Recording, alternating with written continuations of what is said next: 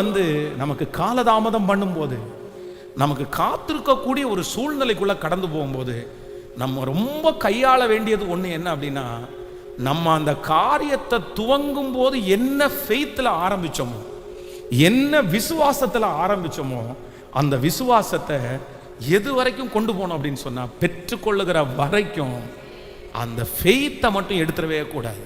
பாருங்க, தேவனுடைய ஆலயத்திற்கு போகிற சகரியா யோவானுடைய தகப்பனர், அந்த யோவானுடைய தகப்பனை பார்த்து பரிசுத்த ஆவியானவர் என்ன சொல்றாரு அப்படின்னு சொன்னா, உன் விண்ணப்பத்தை கேட்டேன், நீ ஜெபம் பண்ண ஜெபத்தை கேட்டேன், அதனால உனக்கு ஒரு பிள்ளையை நான் தரப்போறேன்.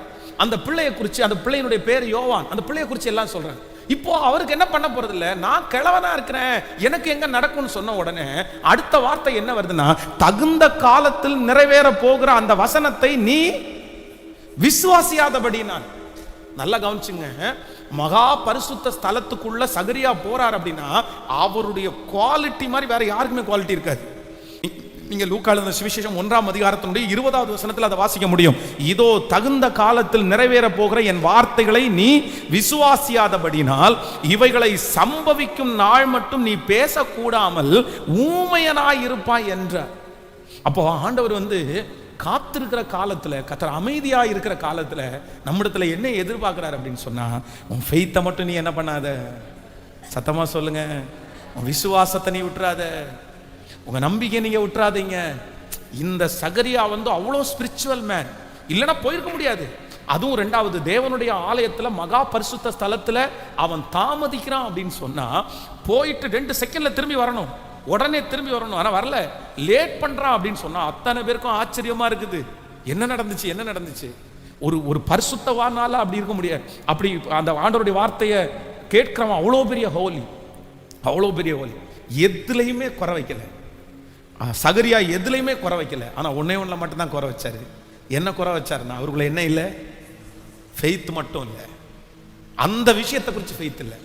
அந்த ஆண்டவர் இருக்கிறாரா, இருக்கிறாருப்பா, ஆண்டவரை நடத்துறாருப்பா. இந்த சத்தத்தை கேட்கிற யாரோ ஒருத்தர் நீங்க காத்திருந்து சோர்ந்து போய், ஆண்டவரெல்லாம் நான் விட மாட்டேன் பாஸ்டர், எனக்கு தெரியும் ஆண்டவர் என் கூட இருக்கிறார், ஆண்டவரை நான் நேசிக்கிறேன், ஆண்டவர் நான் விரும்புறேன், நான் பரிசுத்தமா வாழ்றேன், நான் சர்ச்சுக்கு வரேன், எல்லாம் பண்றேன், ஆனா அந்த காரியம் நடக்கும்ன்ற நம்பிக்கை நான் தூக்கி போட்டேன் அப்படின்னு யார் இருந்தாலும் ஆண்டவர் வாக்கு கொடுக்கிறாரு, இல்ல இல்ல இல்ல இல்ல, உங்களை காத்திருக்க பண்ணுகிற காலத்துல உங்களுக்கு இருக்க வேண்டியது என்ன அப்படின்னு சொன்னா, ஃபெய்த், விசுவாசம், விசுவாசம், விசுவாசம். நான் விசுவாசிக்கிறவர் இன்னார் என்று நான் அறிவேன், நான் அறிவேன். எனக்கு நீங்க செய்வீங்க ஆண்டவரே, எனக்கு நீங்க செய்வீங்க ஆண்டவரே, நீங்க செய்ய நினைத்தது ஒன்றும் தடைபடாதுன்னு எனக்கு தெரியும். நீங்க எனக்கு செய்வீங்க. காலங்கள் தாண்டினாலும் நாட்கள் மாறினாலும் நீர் எனக்கு சொன்னதை செய்யும் மழவும், நீர் என்னை கைவிடுகிற தேவன் அல்ல. நீர் என்னை குறித்து சொன்னது, என் பிள்ளைகளை குறித்து சொன்னது, என் சன்னதியை குறித்து சொன்னதை ஆம் என்றும் ஆமேன் என்றும் அப்படியே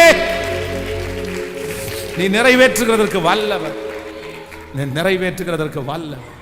நீங்க